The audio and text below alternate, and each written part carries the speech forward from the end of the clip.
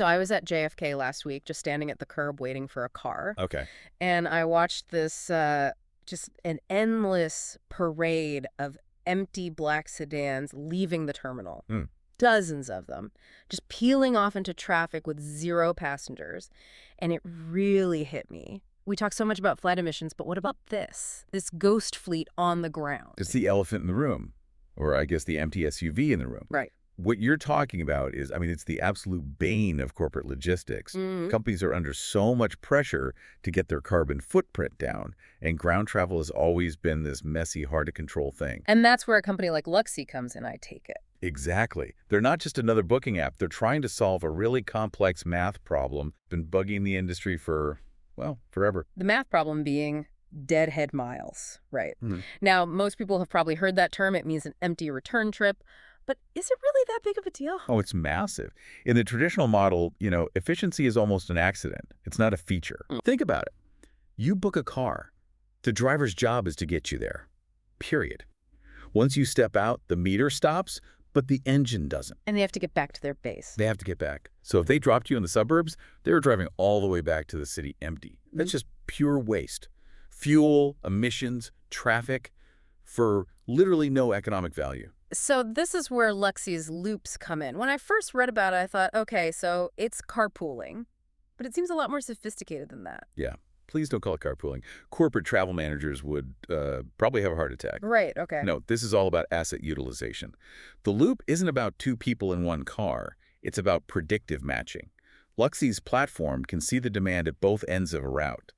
It uses an algorithm to spot where a deadhead trip is about to happen. And it intercepts it. It intercepts it by matching it with a ride request that fits that exact trip. Okay, let's use a real-world example, like a nightmare scenario. Say, LAX to San Diego. That's, what, a 2-3 hour drive? Easily 3 with traffic. A San Diego-based driver drops a client at LAX. That driver is now facing a 3-hour unpaid drive home. Meanwhile, I've just landed at LAX and I need to get to San Diego. Exactly. And you might book a totally separate car, maybe one based in LA, to take you down. So now you have 2 cars on the same highway, passing each other, both burning fuel. Just incredibly inefficient when you lay it out like that. Painfully. So LUXY's system anticipates this. It sees the San Diego driver is about to be empty at LAX.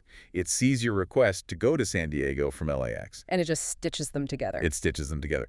The driver drops off passenger A, circles the terminal, picks you up as passenger B, and drives home. It's a paid trip now. You've literally eliminated an entire car from the road. That turns a liability, the deadhead trip, into an asset. That's it.